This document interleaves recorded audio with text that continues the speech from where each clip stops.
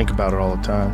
It seems like it's not... It's time to get a bunker. The bad and a good. Yeah, not just a bad and a good, but an actual evil, malevolent force. We started bad and good, then we understand what must be at the extremes of that. Right. Nobody's telling a different story. And then there's the concept of actual entities. Yes. Actual demonic entities that do exist. Well, I'm saying your DNA is either fused or it's not. If it is, it requires a fuser. That's all. A fuser. Right. What do you mean by that?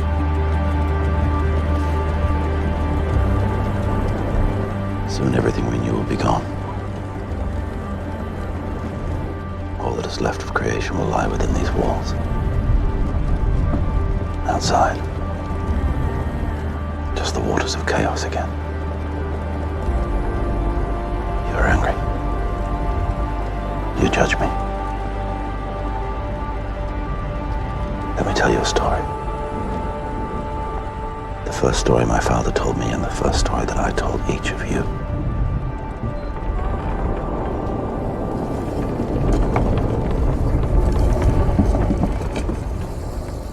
In the beginning,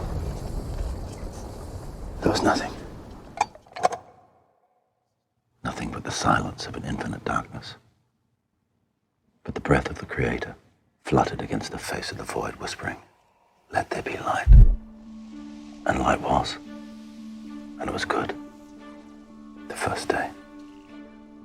And then the formless light began to take on substance and shape.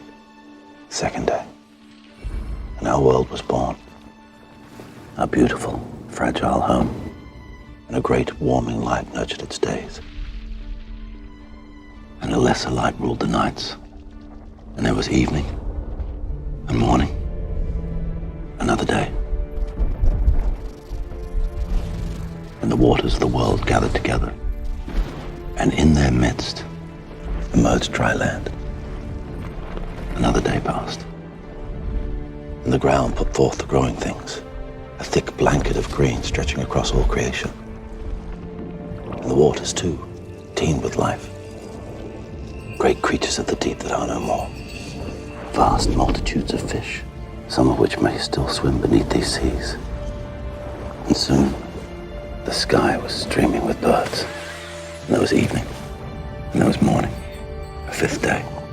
Now the whole world was full of living beings. Everything that creeps, everything that crawls, and every beast that walks upon the ground. And it was good. It was all good. There was light, and air, and water, and soil, all clean and unspoiled. Your plants and fish, and fowl and beast, each after their own kind, all part of the greater whole, all in their place, and all was in balance. It was paradise, the jewel in the Creator's palm. Now, one of the craziest theories is that Adam and Eve didn't actually have blood. They had light inside of their bodies.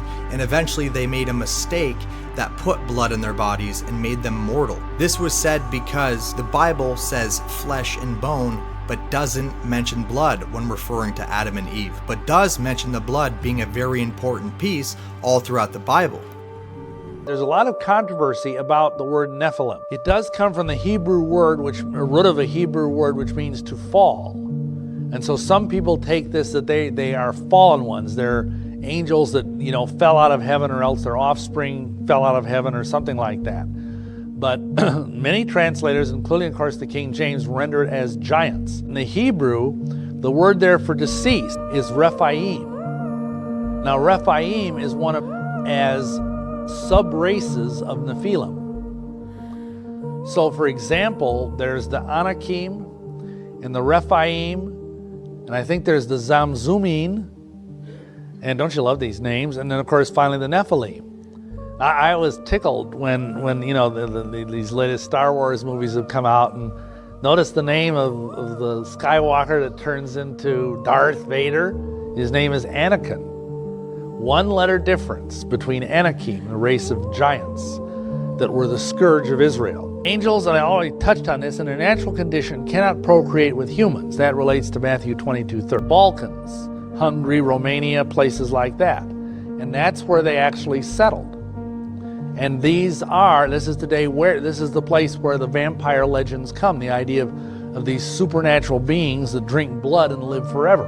We were not stone then, but light.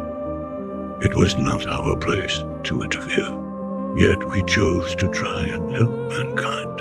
And when we disobeyed the Creator, He punished us. We were encrusted by your will. Rock and mud shackled our fiery glow.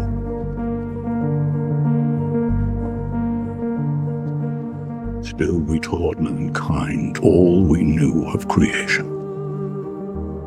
With our help, they rose from the dust, became great and mighty. But then they turned our gifts to violence.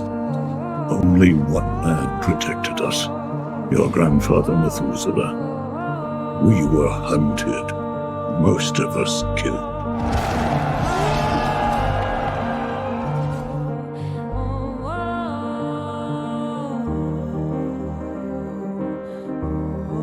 Those who lived were left prisoners in these stony shells, marooned upon this barren land. Now, an interesting thing here. Adam and Eve may not have originally had blood in their veins. You ever think about that? Notice what Adam says to Eve. He says, "This is bone of my bone, flesh of my flesh." Nothing about blood. And then when they ate that forbidden fruit, it transformed them somehow, it changed their DNA, and they got whatever used to be in their bodies.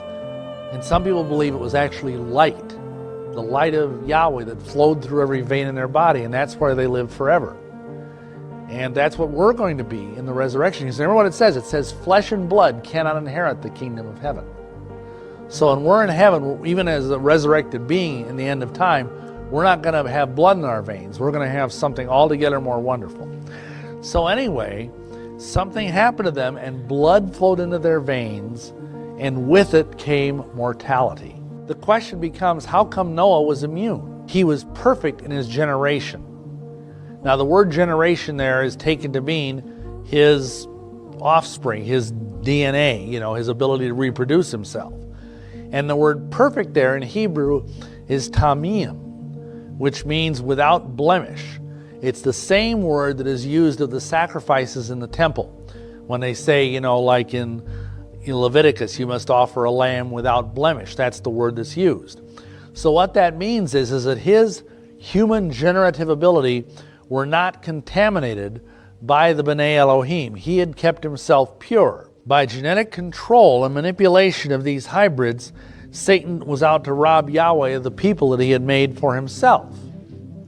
In other words, he knew the Messiah was coming down the pike. He heard what was said to the serpent in the Garden of Eden, and he was trying to corrupt the human line so that no Messiah could come forth from it. Another thing I was reading about this week, you can store data now in your DNA. They say that they can store all the data in the whole world on enough DNA that takes up just a ping pong ball. They can store all the data that's in the Library of Congress within the DNA the size of a poppy seed. Think about it. If we can manipulate data storage onto biology, we're already at the point to where simulation can be established. The only thing we need now is the processing power to extrapolate that data in a visual, believable dynamic like the Unreal Engine, like with Neuralink. Better's better. That's really what it's going to be. Better's better. Right. We're all going to integrate. Now, crazy enough, one of the Freemason secrets is that they're actually trying to add a third strand of DNA into the human being society. And if you're looking for the answer why, it could be many reasons. Many people speculate. Now, you can see proof of this back when Queen Elizabeth showed the 3-strand of DNA during her ceremony. And just keep in mind, she absolutely is a Freemason. And this is a reference to the Tree of Life at the end of this helix, this 3-strand DNA helix, and it ties back to the Kabbalah. The Tree of Life ties back to the Kabbalah, which is more on the Jewish side of knowledge, occult knowledge. Now, the overall theory here is that they're actually trying to ruin the blood and the genetics of man so that the Messiah can't return, and in his place, they want the Antichrist. Now, again, you could think about it like this as well. They are trying to ruin the blood and genetics of us as a race, so that way the ultimate being, the ultimate vessel for one of the anti-evil archon energies can't be created. And instead of that being that would help us, that would liberate us, that would use their vessel to the maximum ability and basically have superpowers, would be replaced with a negative one that would then rule the earth. High-level celestial beings. Thrones. Some people think thrones are the same as cherubim. Principalities, powers, world rulers. The Greek word that's used in Ephesians 6:12 is archons. And these are all very high-level beings.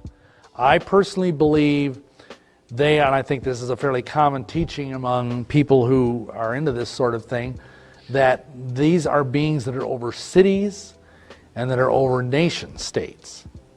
That America has a archon, a principality or a power over itself, as do all nations. Also, I believe that major religions have principalities over them. You know, Mormonism, Buddhism, whatever, that they all have angels, either good or bad, over them. And obviously, if they're a false religion, then it's got to be a bad angel or a bad archon or whatever you want to call it. And Lucifer rebelled in heaven, and he says, I will take my throne. I will be like the Most High, El Elyon in the Hebrew. In our obsession with antagonisms of the moment, we often forget how much unites all the members of humanity. Perhaps we need some outside universal threat to make us recognize this common bound. Think how quickly our differences worldwide would vanish if we were facing a threat from outside this world.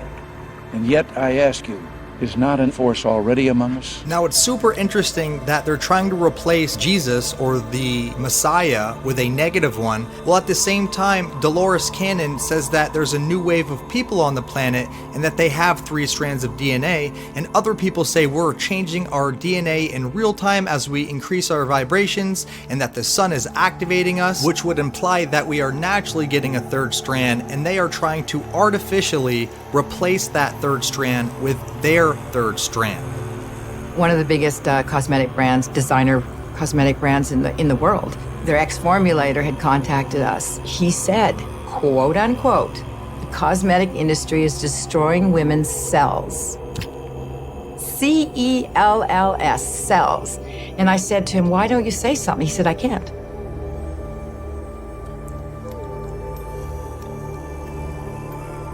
This cosmetics issue is even bigger than the tobacco industry because we're talking about thousands of different chemicals. The same chemicals being dumped and running through the rivers that are toxic are running through our blood. For some of these chemicals, millions of children will be harmed before we actually decide whether it's toxic or not. Skincare, hair, feminine care products have been associated with reproductive problems. Ovarian cancer, preterm birth, mercury poisoning, endocrine disruption. The cosmetics industry comes back with their own science, and they say, oh, just a little bit of a cancer-causing chemical. You have no way of knowing what's in your product. Wealthy, big corporations don't allow regulations to happen, who allow people to be harmed. In cosmetics used by women in this country every day, 125 ingredients suspected of causing cancer, and the list goes on and on and on. Chemicals are not like people. They're not innocent until they're proven guilty.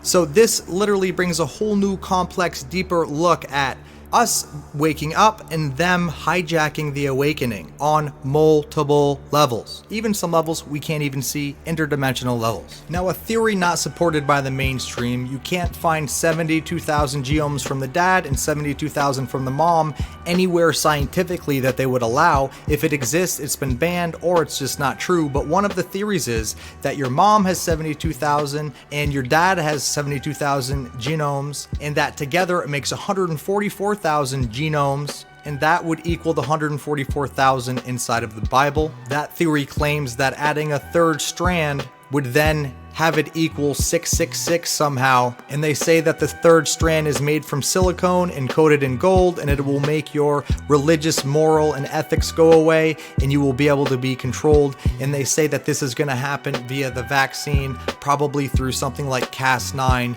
that has been injected into people who have taken the vaccine. The new world out there, they got a flu virus out there that's killing people. The flu is already bullshit.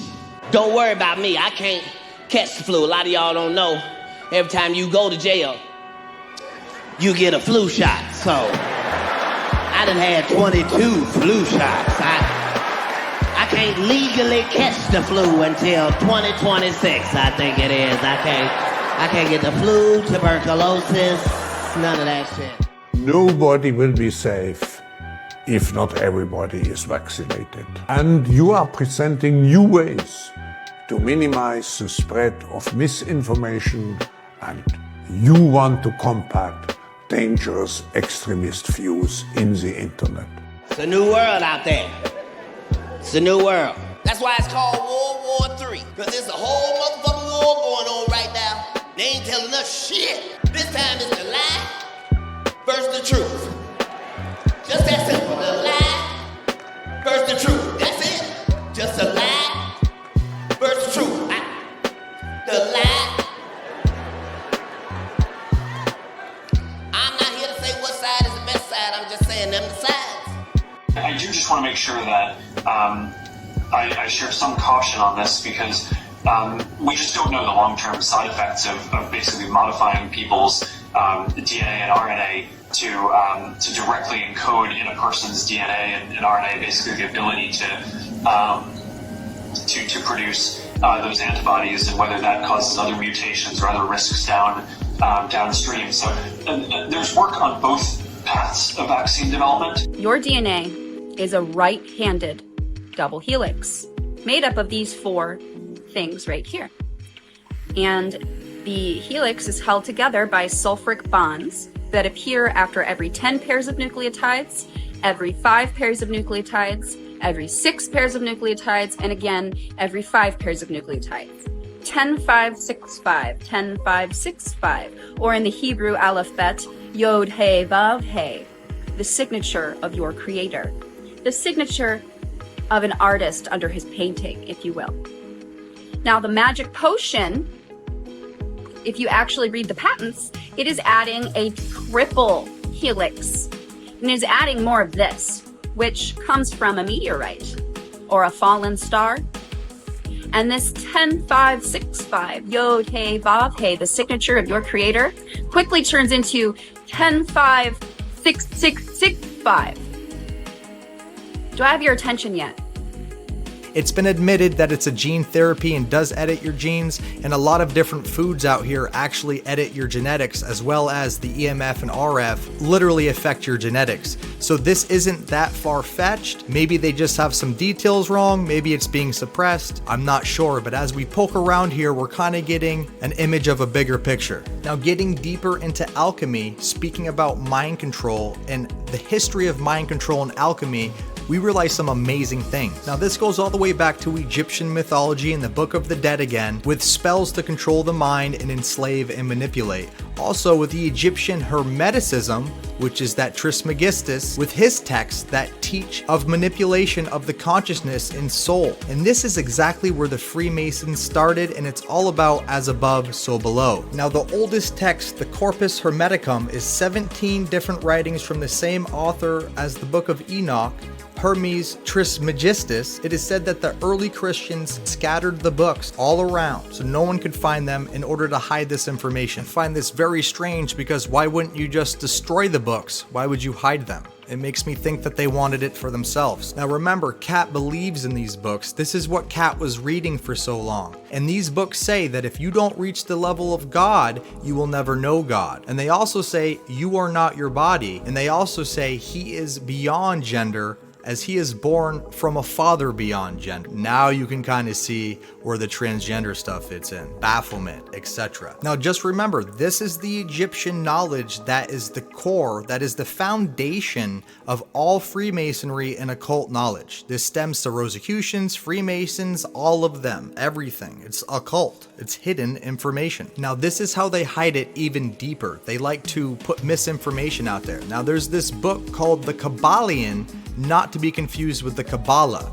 And just like Katt believes, this book says everything circles back. Everything is on a pendulum. This book was written in 1908, way after the Corpus Hermeticum. And this book claims to take Hermes Trismegistus and the Hermetic teachings and claims to put them in a more direct term. Basically a translation. And most are now arguing that these are actually false teachings and meant to mislead, basically misinformation. There's false paths everywhere. That's why it's dangerous to leave the Bible, but not necessarily impossible or wrong. Just imagine reading the Kabbalion and seeing that the 7 principles ending in gender is masculine and feminine, yin and yang, which sounds a lot better than the gender stuff going on now. And then you realize once you get into it that the real core book, the Hermeticum Corpus, explains that gender is not that way. Gender is completely irrelevant. It's just like Freemasonry. They get you into something and teach you something that is slightly off, and then they give you the raw truth, and you're already so deep into it that it would be an insane pivot to change your entire lifestyle. Then you're locked in. And lastly, the Philosopher's Stone, which was said to transmute anything like lead into gold. It's meant to turn anything into gold. They also said that it was rumored to be able to control minds. Maybe that's all it did, was control minds. Interesting. This is what we really need. We really need this Neuralink to lock us all together so everybody could read everybody's mind. That's what's going to happen, and then there's going to be no more leaders. There's going to be no more governments. Okay. You're being very controversial right now. Okay, so look, that better is better. That exists already. So just understand that the worldwide government is way smarter than we give them credit for, because they have us believing they don't do nothing. But the truth is, like there's no such thing as the government is in bed with the internet. No, the internet is a government installation that they allowed the world to use for free so that they could have the information willingly, because you're on it. March 16th, 2018. The U.S. government's Defense Advanced Research Projects Agency, commonly known as DARPA, announces a bold initiative to develop what they call next-generation non-surgical neurotechnology. It is designed to allow the human brain to directly interface with machines. We know that DARPA is exploring human-machine interfaces that include direct connections between the brain and outside systems. That's been from the beginning of DARPA's information technology mission, and it continues to this day. DARPA has created some of the most influential technologies of all time, things that we use and take for granted every day, including the project that became the internet. They've created self-driving cars, stealth technology, GPS that fits in your pocket. That's DARPA's specialty, to imagine the future and create it. A new technology that is actually very much on the verge of being a reality that is being fielded is we could have a sensor maybe on the surface of our head, or maybe implanted somewhere in our body, in our brain, or something that allows us to interact directly with our communications gear, our processing gear, our weapon systems, and so on. But now imagine we take that technology and we can control robots at a distance with it. Even fly drones.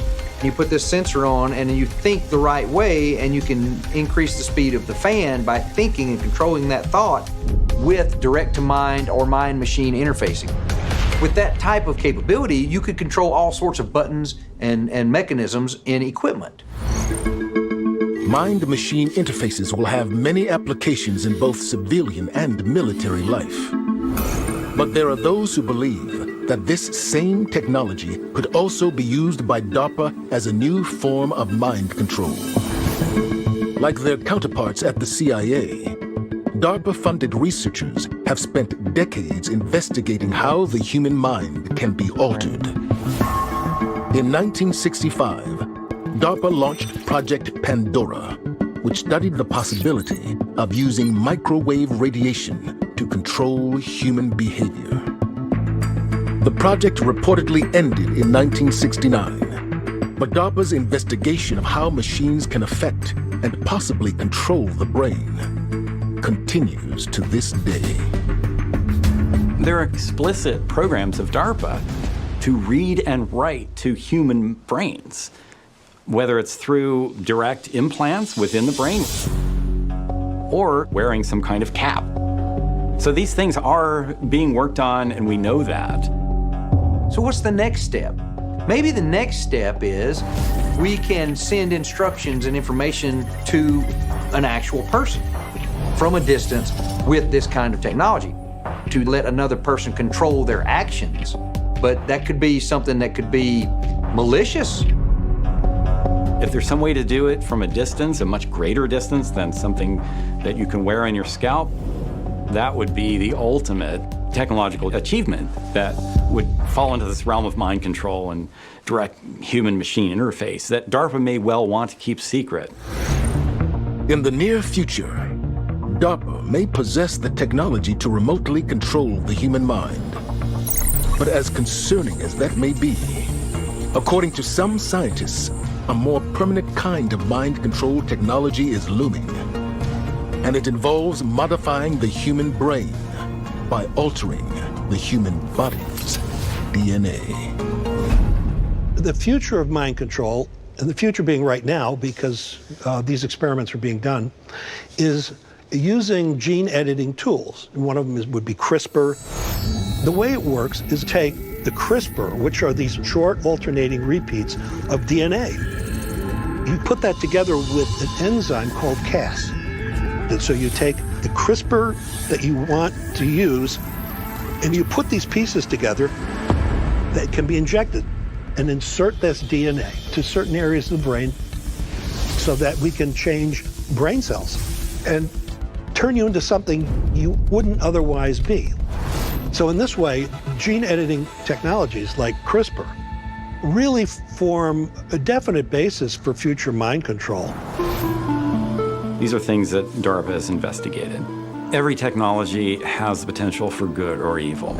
And who defines what's good and what's evil, and who uses it for what purpose? These are all questions that have been asked about everything from rockets to self-driving vehicles. We still don't have a good handle on the ethics of various technologies that we use. The technologists tend not to be so concerned with the ethics.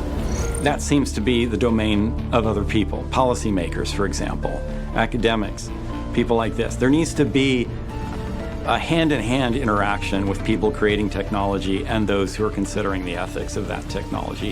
If they can put this data into your DNA, the Neuralink system can just tap into a small segment of your DNA, which already stores all this information locally. You would only need to connect to the cloud so you can download this information to your DNA. And then your DNA will store all this information. And then the Neuralink system can read your DNA, and you would have everything stored locally in your mind. We are one step away from literally being in a simulation.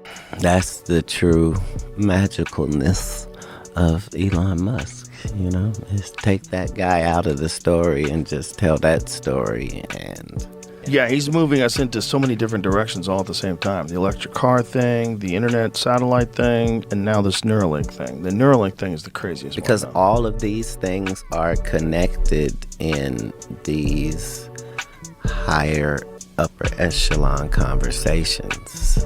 I'm saying you see the same conversation, Tesla or Da Vinci, or information is what is limited. Whole industries can be built upon your ability to know how certain things are going to hit certain people. And this was before we called things promotion and marketing. You know what I mean? That's...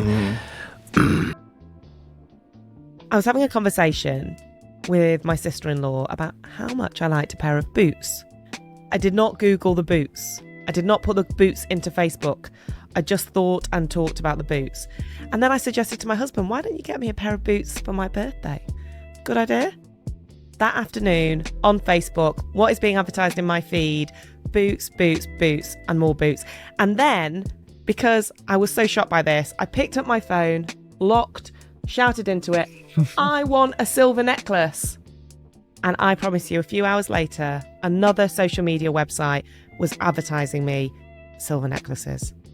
What is going on? Well, if you didn't realize it from the last story, Facebook is giving us another reason to ask, is anything private anymore? Well, if you go by the actions of Google, Apple, Amazon, and now Facebook, the answer is no. So the tech giant revealed it has been paying hundreds of outside contractors to transcribe user audio chats shared over their Messenger app. Well, Facebook was just fined $5 billion after a federal investigation into their privacy. Apple, Google, and Amazon have also recently come under fire for reviewing user conversations. They either stopped those practices, though, or gave users an option to opt out. Facebook on Wednesday says the personal data of up to 87 million users was improperly shared with British political consultancy Cambridge Analytica. Cambridge Analytica worked on United States President Donald Trump's 2016 campaign. Facebook's estimate was far higher than news reports suggesting 50 million users may have been affected in a privacy scandal. Facebook chief Mark Zuckerberg says he accepts responsibility for the failure to protect user data, but he insists he was still the best person to lead a network of 2 billion users. He says, quote, when you're building something like Facebook, which is unprecedented in the world, there are things that you're going to mess up. What I think people should hold us accountable for is if we are learning from our mistakes. To remedy the problem, Zuckerberg says the social media giant must rethink our relationship with people across everything we do.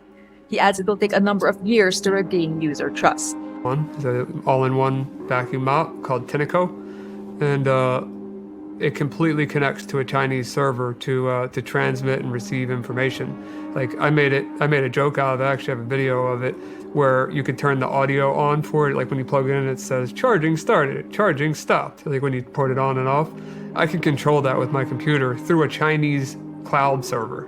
There's no reason that vacuum and mop should connect to a Chinese cloud infrastructure whatsoever, but it does. And at any point they could change the way that functionality works and take over my home network with this vacuum mop. So, are you serious with a vacuum mop? Yep. Yeah. How many devices do you think have these things in them? Anything with a Wi-Fi connection.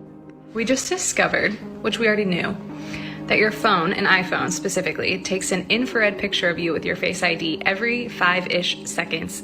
TikTok user Bree Thomason used a digital camera with an infrared lens to film another person as he looks at his iPhone home screen. You can see the iPhone snapping several infrared images every 5 to 10 seconds. Since Thomason posted the video, it's gotten more than 224,000 likes. You should have a healthy level of skepticism when it comes to anything to do with privacy.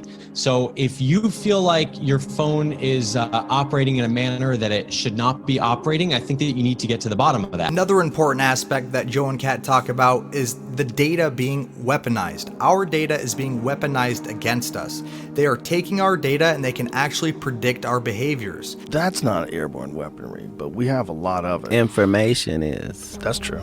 Information is weaponry. Information is. Yeah. Just knowing what the conversations are over this wide swath is worth money. Because at the end of all these information-driven society places is analytics, and that's what this is. Yeah, I probably said too much. We'll be fine. I just wonder where it's all headed, because it seems like we're building towards an event. A group of scientists is warning about an emerging type of advertising in which companies try to manipulate your dreams. Some are calling for more government oversight. The latest paper, the one that happened even after this, which is already better, uses stable diffusion, uses the thing that you use to make art. Like, what should a thing that you use to make art have anything to do with reading your brain? But of course it goes further. So in this one, they said, can they understand the inner monologue, the things you're saying to yourself in your own mind? Mind you, by the way, when you dream, like your visual cortex runs in reverse, so your dreams are no longer safe. But we'll try this. So they had people watch a video and just narrate what was going on in the video in their mind.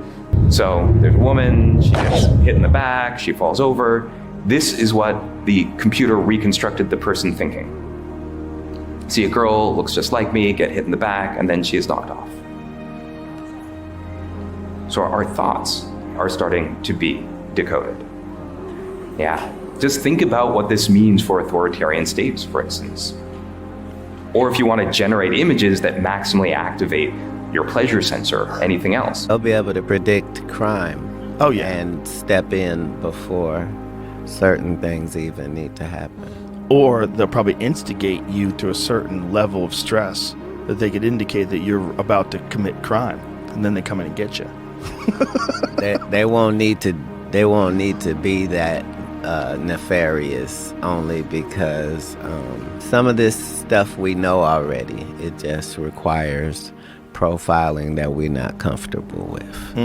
Okay, but let's keep going, right? To really get the sense of the combinatorics of this. How about, can we go from Wi-Fi radio signals, sort of like the Wi-Fi routers in your house, they're bouncing off radio signals that work sort of like sonar.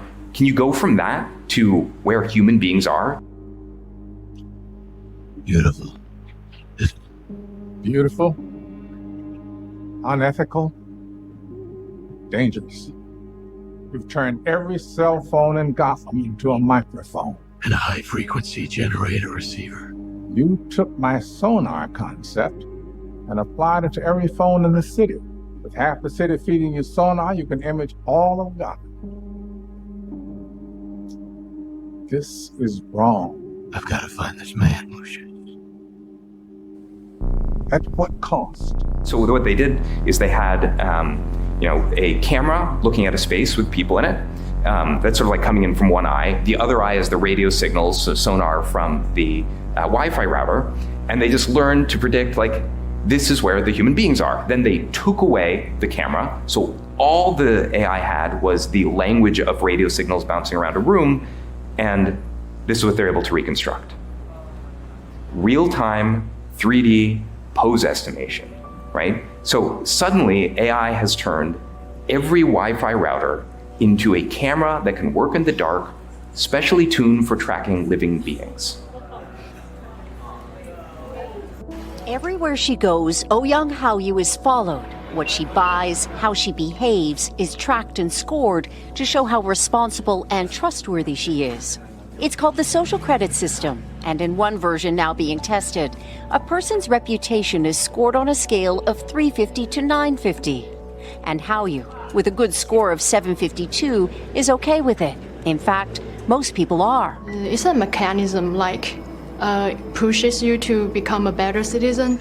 It's big data meets Big Brother, expanding how the government monitors, understands, and ultimately controls its 1.4 billion citizens. Thanks to advances in artificial intelligence and facial recognition, and a web of more than 200 million surveillance cameras. Are people bothered by privacy concerns? We think the lot of camera keep the safety is really good. We can accept it. Companies are experimenting with the algorithms to help the government create the new national social credit system. The government also has pilot projects. In one, citizens are required to do hours of unpaid work to get benefits. And scores are docked for things like littering, a messy yard, gossip, even jaywalking. Video of offenders is shown on the local news. And information collectors like Zhou Aini are paid to report on their neighbors. Her quota, 10 entries a month. Like the man who carried a drunk person home. A good deed, she says. Good social credit gets rewarded with perks like cheap loans and travel deals. But a bad score means public shame and worse. Huang Huijun lost a court case and didn't pay. Now he's on a government blacklist. I can't buy airplane or train tickets, he says, and the list goes on. Being discredited makes it hard to get a job or put kids in top schools. The social credit system will go nationwide next year, and few here are willing to criticize it. Something that may pose a risk itself for a bad score and the life that comes with it. China has been using the social credit system to do this for a long time, years and years. You know how they can only have one girl over there, and if they have two, they'll actually take it from you and kill it right in front of you. They can tell that you're pregnant based on your spending habits, based on AI algorithms that notify the Communist Party of China, in which they come and they will literally force abort it out of you. Look it up. These are pictures filmed by Al Jazeera after sneaking into a Chinese hospital. Xiao Aiying would only let us film from the neck down. She is terrified of retribution. Her crime, violating the country's one-child policy. Her punishment, a forced abortion, when she was 8 months pregnant. I had felt the baby moving round and round my belly. Can you imagine how I feel now? Her husband, also scared, would only speak to us briefly outside the hospital and not out in the open. There were many men surrounding my wife. They held her arms behind her back, pushed her head against the wall, kicked her stomach, and I don't know if they were trying to give her a miscarriage right there and then. The police locked her up here and gave her unborn baby a lethal injection. What you're looking at now is Xiao Aiying with a dead fetus still inside her. The child we do have is 10 years old. She's been feeling my wife's belly as it has grown larger and larger over the month. And my daughter says, I will have a little brother soon. I don't know how I can possibly explain to her what has happened. What's unexpected about this case is where this took place, in Xiamen. Forced abortions sometimes happen in remote areas of China, but this one occurred in one of the country's most modern cities. In recent years, there have been plenty of mothers who have violated China's one-child policy. They usually pay a fine, anywhere from $1,000 to $40,000, but are then often sterilized to prevent them from having another child. You know what frazzle drip is? I'm not aware of the specifics about it. I heard some references about it from my team over the past 24 hours. I just learned about it in the Washington Post this morning. There's an article with this headline, "A Platform for Free Speech That Extremists Routinely Exploit." And in it, the article explains that the recommendation engine for YouTube, which is owned by Google, correct? Yes. Yeah. The recommendation engine for YouTube recently suggested videos claiming that politicians, celebrities, and other elite figures were sexually abusing or consuming the remains of children, often in satanic rituals, according to watchdog group Algo Transparency. The claims echo and often cite the discredited Pizzagate conspiracy, which 2 years ago led to a man firing shots into a Northwest Washington, D.C. pizzeria in search of children he believed were being held as sex slaves by Democratic Party leaders. One recent variation on the theory, which began spreading on YouTube this spring, claimed that Democrat Hillary Clinton and her longtime aide Huma Abedin had sexually assaulted a girl and drank her blood, a conspiracy theory its proponents dubbed frazzle drip. Now, the article goes on to describe how this frazzle drip conspiracy is all over YouTube, and some of the frazzle drip clips purport to show grainy images of Clinton and Abedin committing crimes and speak of invoking the death penalty. One video, which has been viewed 77,000 times and remains online today, has a voiceover that says, "Will these children become the dessert at the conclusion of the meal?" So, and this is just one example that they use of extreme right and paranoid conspiracy groups using YouTube as a place to trade their videos and to promote propaganda. One of the videos discussed included images of a body on a table before restrained children and of Hillary Clinton with a bloodied mouth and fangs, claiming that she and Abedin drank the blood of their victim. That was removed, but then another consisting of an exact copy of the video remained online, or apparently remains online. I mean, is your basic position that this is something you want to try to do something about, but basically there's just an avalanche of such material and there's really nothing that can be done, and it should be buyer beware or consumer beware when you go on YouTube? You know, we do grapple with difficult issues. Maybe we have to look at it on a video by video basis, and we have clearly stated policies. So we would need to evaluate whether the video, the specific video, violates any of our policies. And we do strive to do it. for the volume of content we do get, and we get around 400 hours of video every minute. But it's our responsibility, I think, to make sure YouTube is a platform for freedom of expression, but it's responsible and contributes positively to society. We are constantly undertaking effort to deal with misinformation, but we have clearly stated policies, and we have made lots of progress in many of the areas where, over the past year. So, for example, in areas like terrorism, child safety, and so on, we are looking to do more. This was a recent thing, but I'm committed to following up on it and making sure we are evaluating these against our policies. This is why AI exists. Well, that's also like when you get free internet or free services through Google, right? It's free. But what you're giving up is your data, which is extremely valuable. So they're giving you something. You can now use Google, but now they have all your data, and they're just a big net that mines data. And because of that, they become one of the most powerful entities that's ever existed on Earth. This is where the DNA industry is built off of, is the fact of the future. At that same point that you're saying that we'll have those cars that do that, they'll be able to predict crime.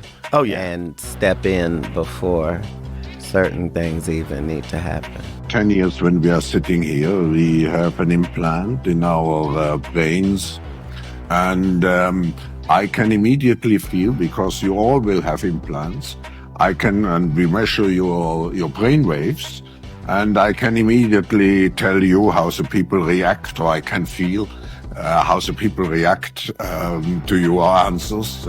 You're your personal AI. You store your information. You make moves based upon what you've learned. So it's not a difficult process. All through history, they had these oracles and these heads and that gave answers. Right. And this is where that whole occult conversation intersects, is because at the end of the day, information is information, and the universe is built on a yin-yang thing that applies to everybody. And we're slowly getting connected to that oracle, slowly getting sucked into that black hole to the point where it will be inescapable. Right. Yeah. And those old billionaire dudes would love to be in control of all that. What else are you to do? Yeah, that's the problem. Right. It's like, what's the next game? What's the real game? And at the end of the day, no matter how much money you amass, it's only about either how you can help others. And if you do that, you're never going to be fulfilled either, because you're never going to help enough people. And that's going to be your whole thing, is not being able to help enough people and just wishing that you could help more. Right. Or feeling like everybody is a commodity and that's the way things work, and find out who I'm going to take advantage of and do so. And that's a major part of a lot of things. They are literally selling all of our data so that the government can put us all in different categories, from extremists to terrorists to normal to sheep, and they'll be able to more effectively control us all. And they're buying this data from the tech providers, circumventing our right of privacy because all of this stuff is public and we don't know any better. They could easily blackmail all of us. I guarantee they have videos in their archives of all of us doing personal things on our phones because the cameras are always snapping pictures and recording and listening. Let me get this straight. She campaigns for a legitimate presidential candidate. What's more American than that? Yet she's labeled a threat. Something's not right. I thought we had a constitution that protects against that. Well, fear trumps freedom every time. Well, it actually involves the Department of Homeland Security and these institutions that have been popping up all over the country called fusion centers. Have you heard of those? After 9/11, Homeland Security and Justice Department set them up in cities around the country. Command centers that gather and analyze information from government agencies, police departments, and private sources, supposedly to prevent terrorism. So this video is super important. This is basically the method that they're going to use to try to take over, basically FEMA style, if you know what that means. Meantime, we're following this question. Did the FBI use its counterterrorism division to target parents protesting COVID mandates at school boards?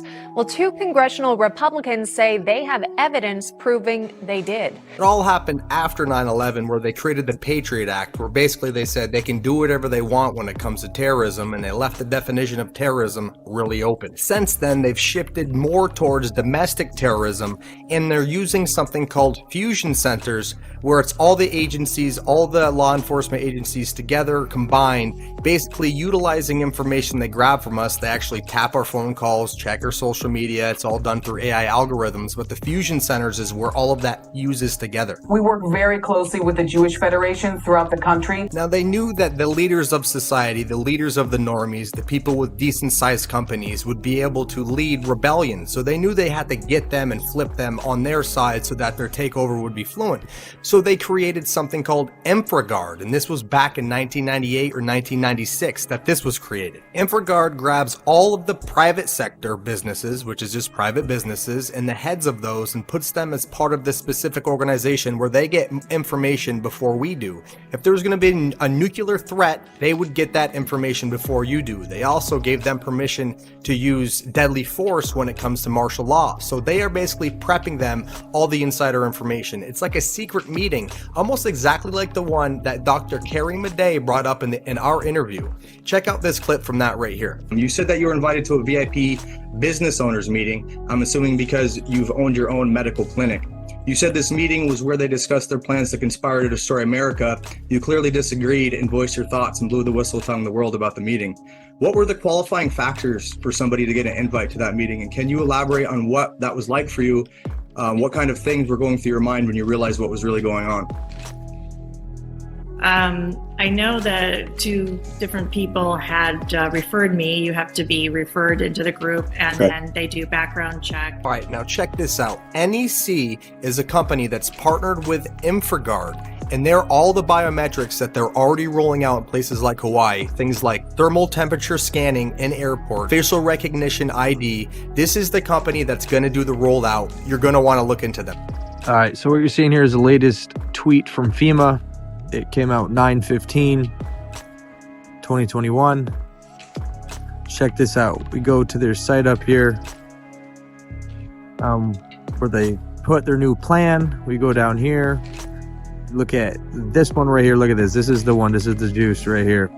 Considerations for fusion centers. That's the big deal. And then there's hanging around with comics and getting to know about shit like their electric Rolls Royces. Right. Right. If Satan hits me, just know I'm hitting back immediately. You're gonna know about it. The price point, it would have to be perfect, and the whole thing is, it is. I think it's a thing that won't exist 100 years from now. I think automated driving will be mandatory. I really do. I think we're about 100 years away. 100 years away from no personal automobiles. No control of your vehicle. We're going to stop all crashes. We could stop all crashes and all highway deaths. Come on, Katt. Won't you contribute and give up all your rights to drive? We're going to stop all death. Yeah, it's not, but understand that all of these things have financial benefits, and then they use those perks you just mentioned to get you in. But I believe that it'll be mandatory. I would like to make some betting with you. You will use an app like Uber, but not anymore to call some driver, but automatically guided car, a self-driven car. Uber has never turned a profit. What? Yeah. That's Isn't that crazy. fascinating? So why they're worth $1 trillion. Right. So this is another thing in the book. The reason Uber is so big is because venture capitalists keep putting money into Uber, right? So it keeps growing. So the stock keeps rising, right? Now, why are they doing that? The reason they don't make money is because of drivers, and they have, there's all kinds of benefits and insurance. Mm-hmm. They're waiting. Investors are waiting for cars to become autonomous where they don't need a driver. So Uber's going to have like computer-driven cars. That might take 10 years, but then you get all your money back. Who's going to fucking trust that? They posted a net loss of $9 billion. How about that? Oh my God. This is going on all the time.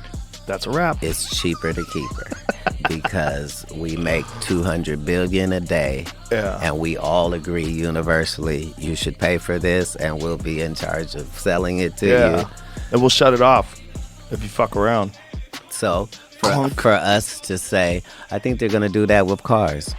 Duh. This is how this goes in these 100%. processes. Yeah, that's the conspiracy theorist's biggest fear about electric cars. But it's not just electric cars. We found out it's an OnStar. It's on, I have a Cadillac Escalade. That has an OnStar. If I'm driving, the government wants to stop me, they can just shut my car off. Control where they go, control the steering wheel, control everything.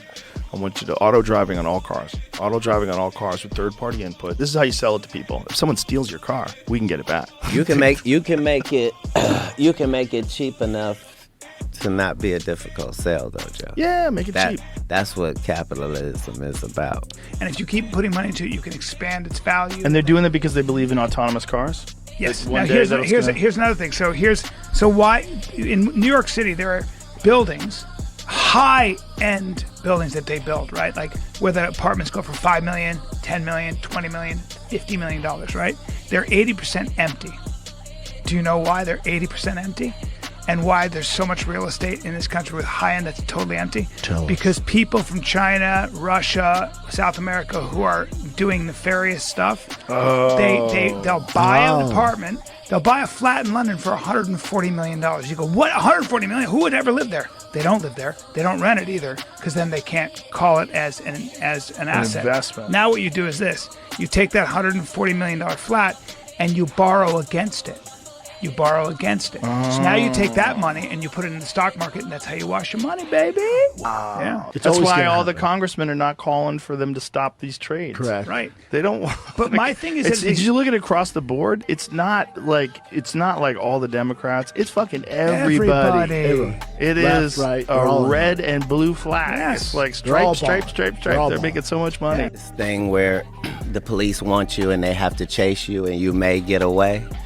Those days are done. Yeah, they're just going to shut your car off. Yeah. Your car is going to do what they tell it to do, which is get behind this patrol car and follow us to the station. There's Lock speculation the doors, that they've had that for a long time, That famous journalist, Michael Hastings, what was his name? There's this journalist. I don't know if you know this story, but it's pretty crazy. This guy went to Afghanistan with the troops, and he was only supposed to be there writing a Rolling Stone article about this general for a very short amount of time.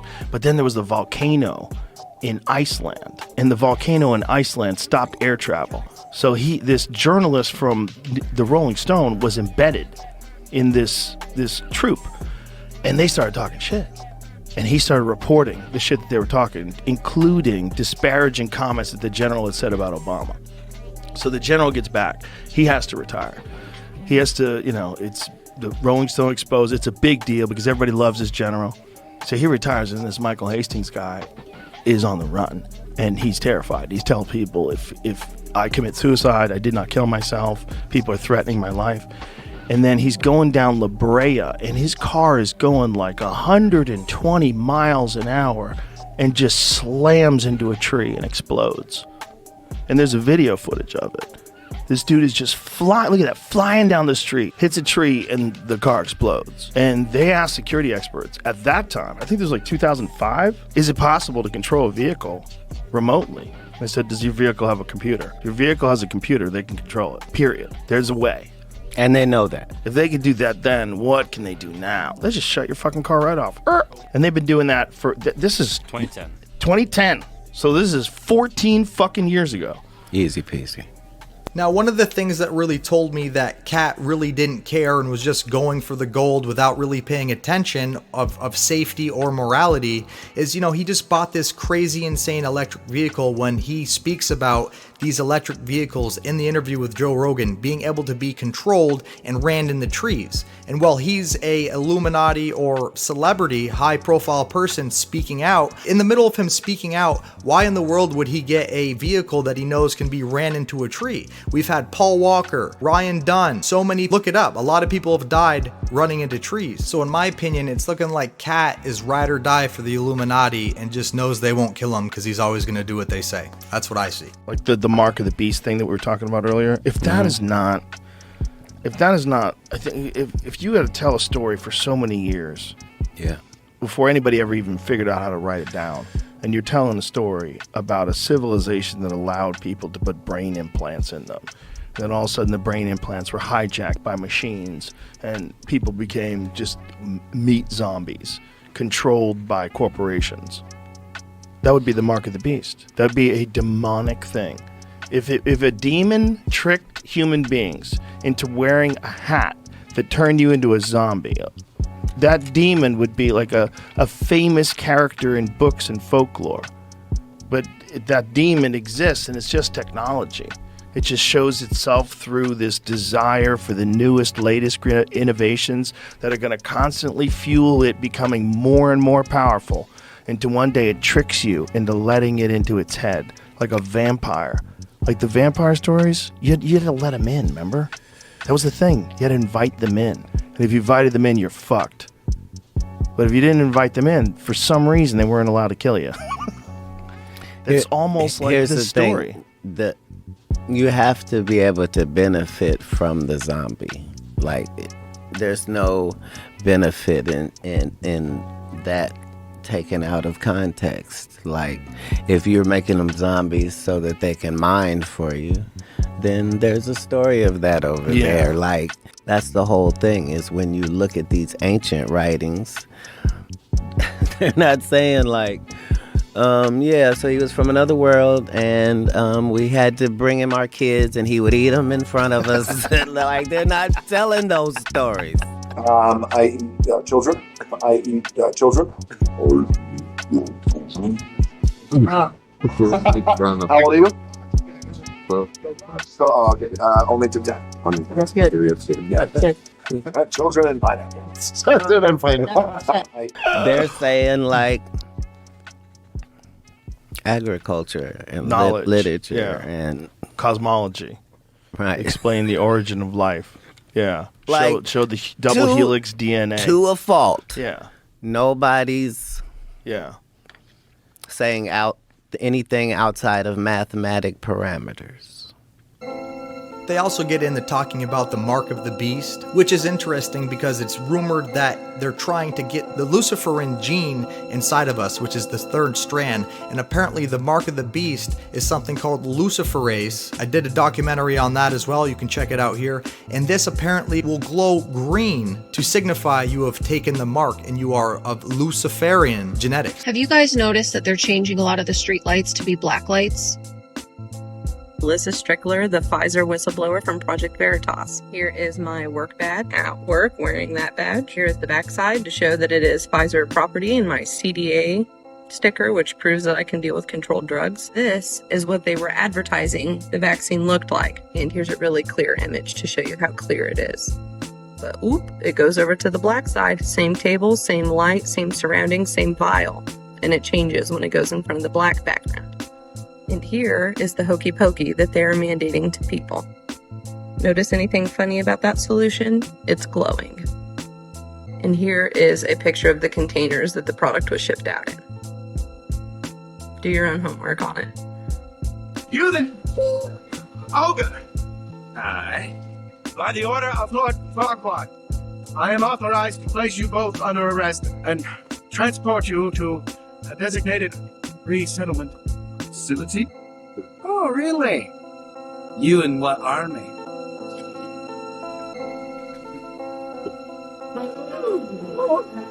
God. God didn't do this now. We did. 6 billion people on Earth when the infection hit. KV had a 90% kill rate. That's 5.4 billion people dead. Less than 1% immunity. It left 12 million healthy people like you, me, and Ethan. The other 588 million turned into your dark seekers. And then they got hungry and they killed and fed on everybody. Everybody. Every single person that you or I has ever known is dead. Dead. Donut, that's what they're going to end with the whole Code Red thing. And I know you guys are smart enough to know what Code Red is. It's why we've been on lockdown for over 2 years. We're going to end with the Omega. You know, you see how they went from the Delta, the Omicron, and it'll end with the Omega, which if you watch I Am Legend, right, whole Omega virus, and remember they got it from the cure, not the virus that turned them into some super soldier zombies. Well, Clade X, did you ever hear of that? No, what's that? Okay, so Clade X was the first simulation before Event 201. Okay, you can look it up, guys. Clade X.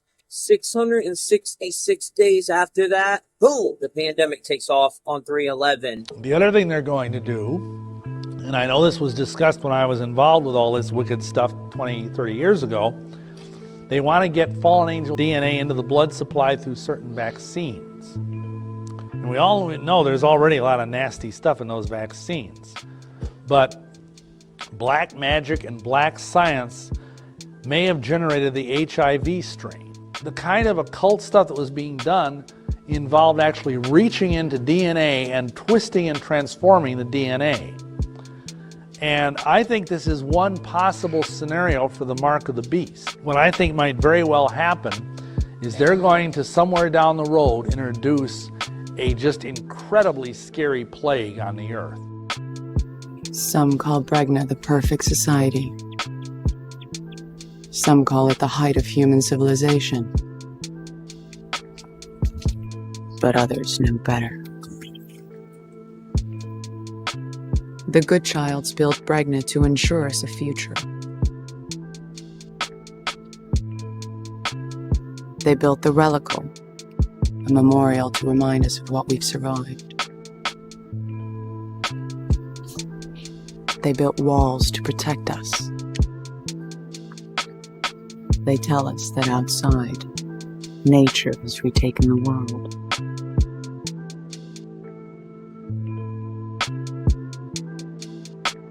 But the real problems lie within.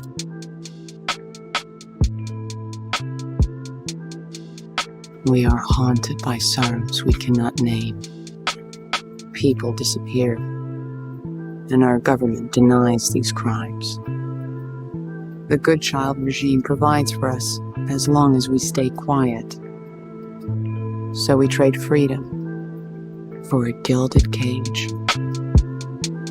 But there are rebels who refuse to make that trade, who fight to overthrow a government that silences us, who fight in the name of the disappeared. And they say, oh, but guess what? We found the vaccine. But the only catch is you have to bow the knee and worship our great world leader who gave us this vaccine. And then you'll get your shot in the arm and you'll be safe from this horrible disease. And when they give you that shot in the arm, they will give you what scientists call the luciferin gene. That's actually what they call it, the luciferin gene.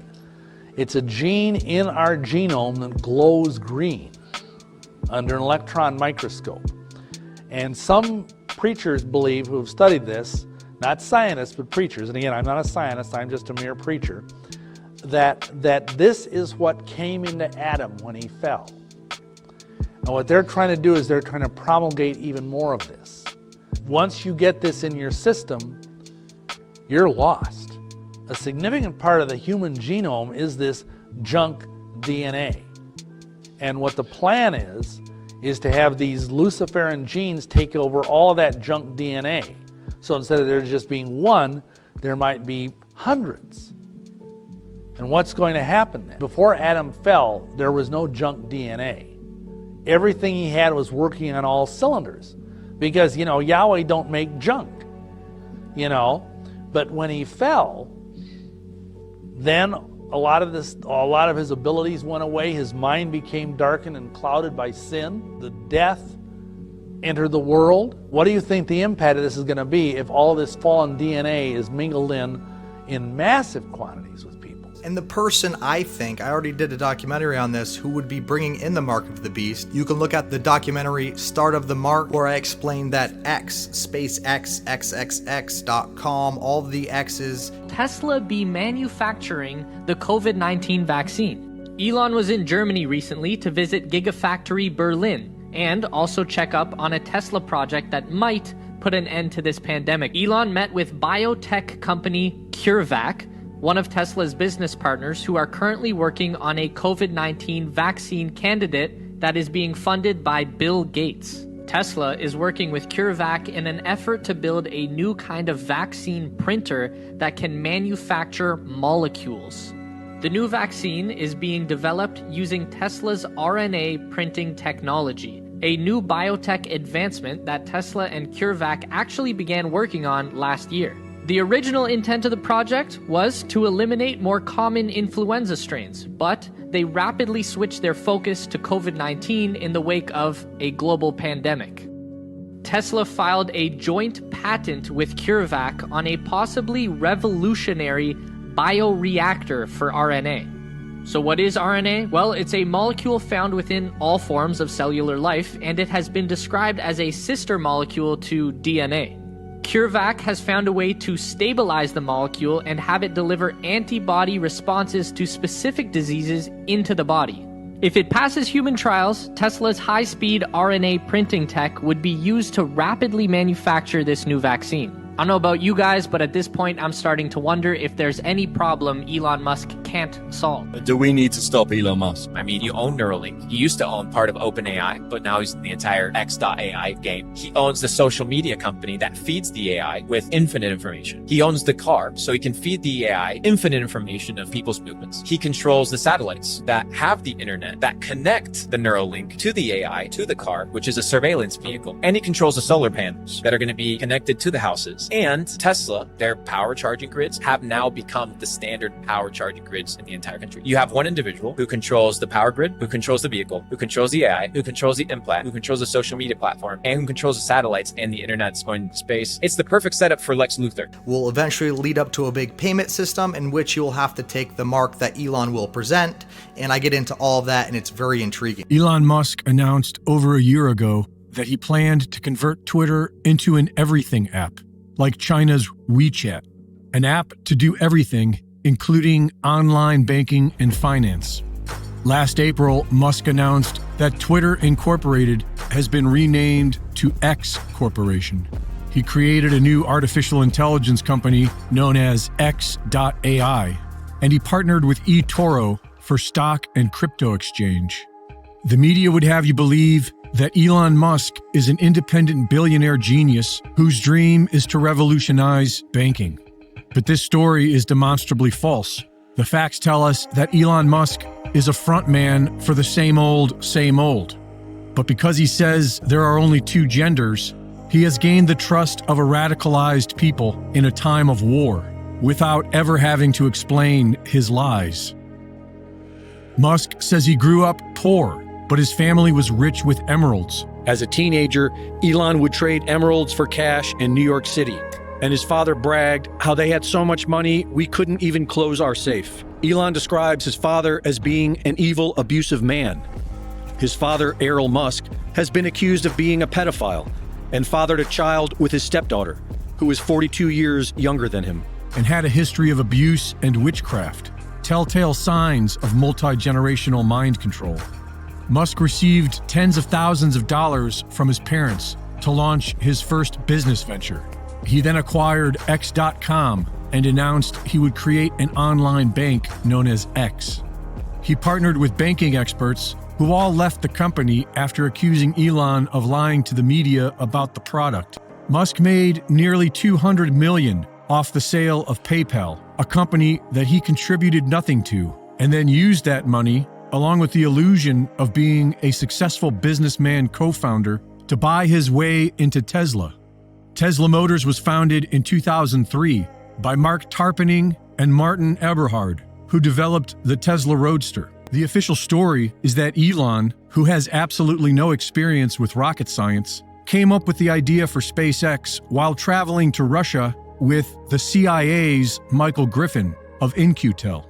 Shortly after this conversation, Griffin was made administrator of NASA, where he launched the COTS program that privatized NASA's rocket program and awarded $278 million to SpaceX. Elon's companies have received billions in government subsidies over the last 2 decades. Money that was later spent on the purchase of Twitter, where he immediately began the process of turning it into an everything app with its own banking system. Or rather, the ruling class cabal that pulls his strings is turning Twitter into an everything app with its own banking system. And strangely enough, former Nazi and head of NASA, Wernher von Braun, predicted a man named Elon would conquer Mars in a 1952 novel that he wrote. Which is odd, because NASA has partnered with Elon's SpaceX to work towards colonizing Mars. Elon Musk, like everything else in today's modern society, is a fraud, a fake genius. In 1999, Elon Musk founded an online banking company called X.com. In 2002, Elon Musk founded his spaceship company called SpaceX. In 2015, Elon's other company, Tesla, produced a new car called Model X. In 2020, Elon's girlfriend, Grimes, gave birth to their son. And what did they name him? X-A12. And in 2022, Elon Musk took Twitter under his wing. And what has he just renamed it? X. In ancient Greek, the word X is used as an abbreviation for the name Christ. That's why people say Happy Xmas. Elon Musk is definitely an X-man, but he himself would admit that he's not a Christ man. So people should understand, when he started the Church of Satan, he did it out of general disdain for most people and a love of life and a frustration that people don't live as fully and completely as they could. Satan can take the form of a beautiful woman. Satan can take the form of a sleek animal. An automobile can be very satanic. See, that's the thing, Joe. That's why I love history so much, because once you find out that this world is a circle, you can never get lost. Like, right. You can look at certain things and it'll tell you what's going to happen later, like with amazing accuracy. Keep in mind that the Bible was written originally in Aramaic, Hebrew, and Greek before translated into English. The New Testament was written in Greek. So what does Greek 666 look like? Looks like that. S looks like 3 and an X. Which is why it has left many scratching their heads that Elon Musk would choose these, the names of his models for Tesla, the S model, the 3 model, and the X model.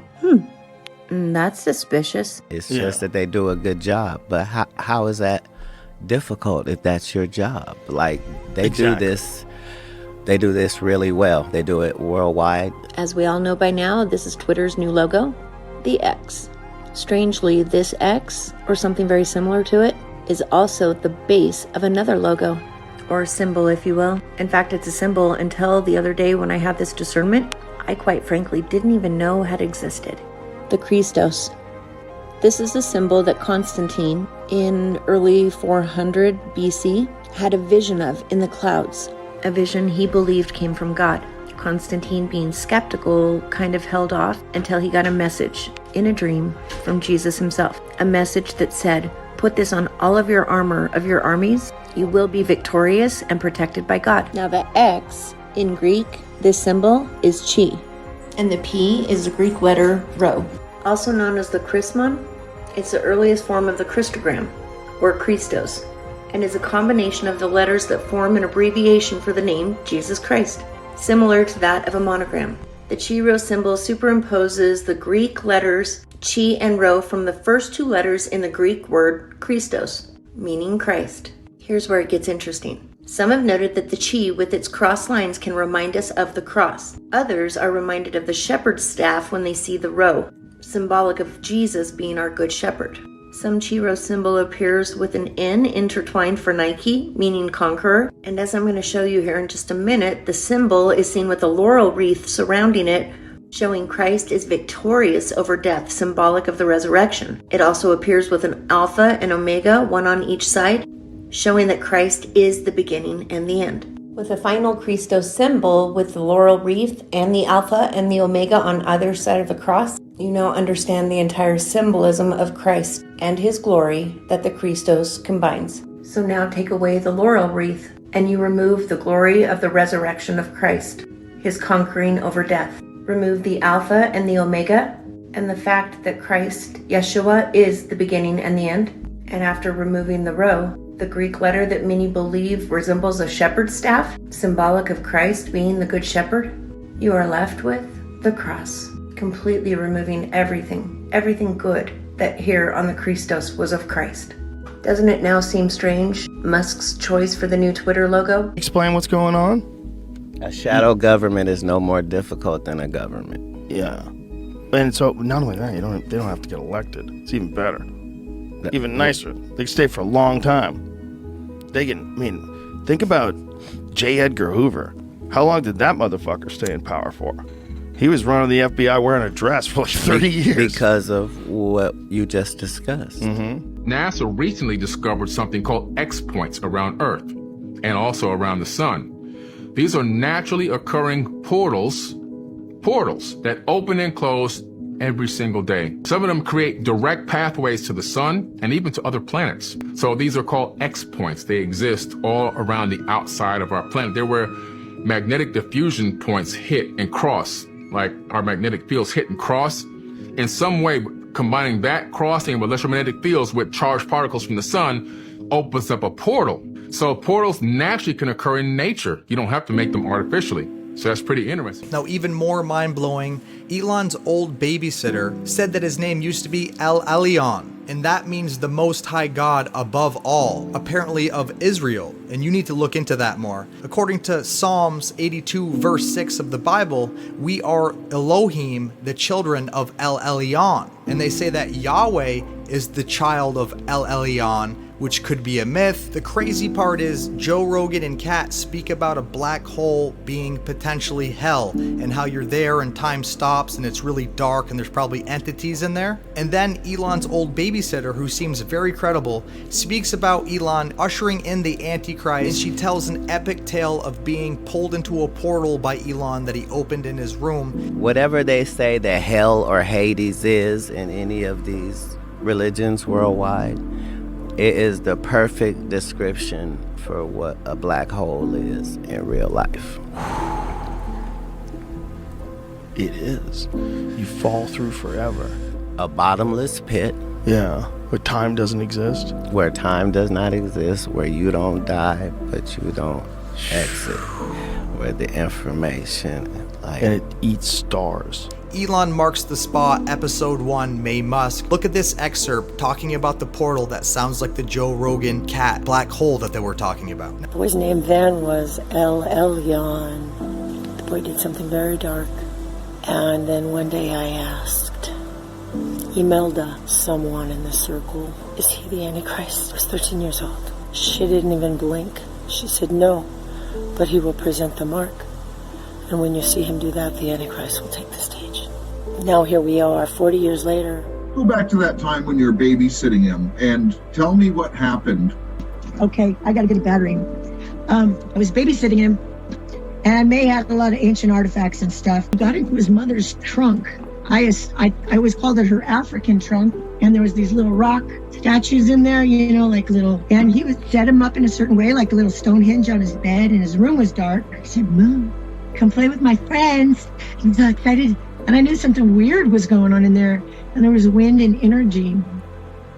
And I peeked in the door. Scared, man. I peeked in the door, and something was wrong in there, and it was like there was something happening. I don't know the language to describe it, but like. And how old do you think? How old would he be at this point in time?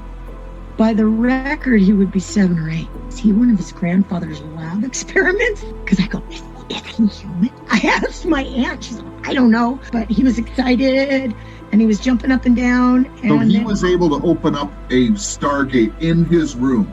Whatever you want to call it. It was a different dimension. A portal. Well, portal would be the actual name. And I've been so embarrassed to say it out loud that everybody would laugh at me or lock me up. It wasn't like he accidentally opened a portal and didn't know what he had friends. I'm embarrassed to tell this. It's so ridiculously weird.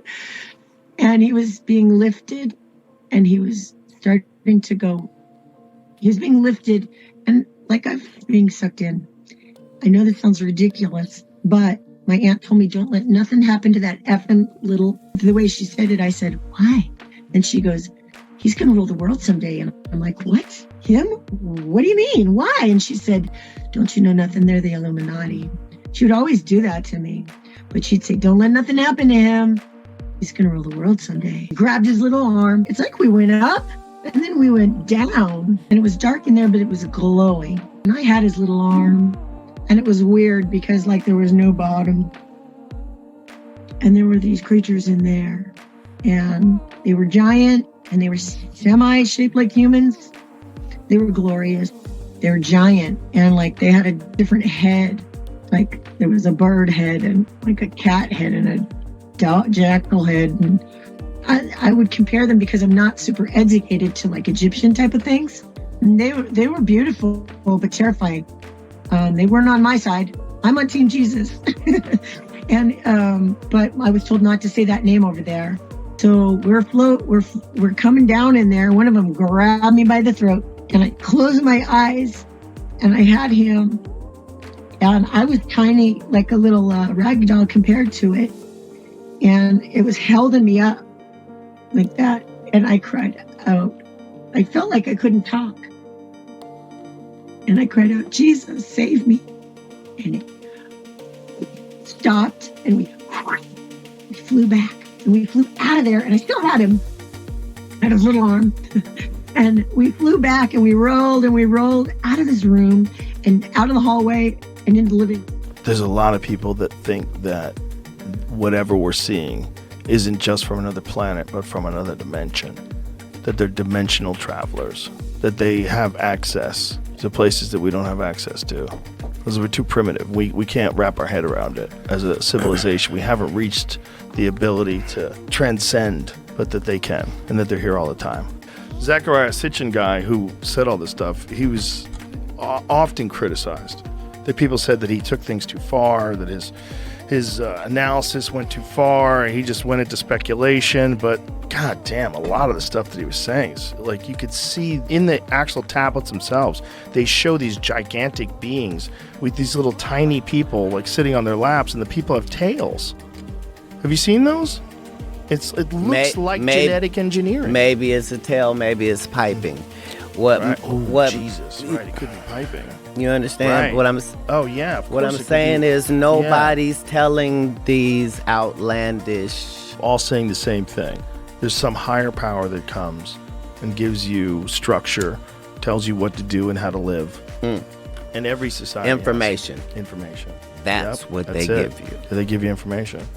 Yeah. Every story, every civilization, every time. Yep. So when we have the stories of we went in this cave and crazy shit was down there, and like we now know that a lot of that existed. Like the air is not the same down there. Like it might have been a poisonous gas in there, and we know that these were things that were not known then. It's just fascinating to see the stories where we are now and to see how advanced they were on these particular subjects. Now, the Joe Rogan clip even talked about people having tails leading to different reptilian theories. You should definitely watch the Elon Musk documentary I did about May Musk. Like I said, I get into that briefly. I know it's nuts. There are things I would like to ask Mr. Musk about. The Mars venture, I don't know what he's up to there. It strikes me as absurd in the most fundamental sense. It's probably an alien. Yeah, probably. There's only two. Probably a reptilian. Why would he say reptilian out of all things to say? Look at this photo I found. It's real. Check out my documentary for free right now. See how I found it and go deeper down the rabbit hole of Elon in the family of royal reptilians.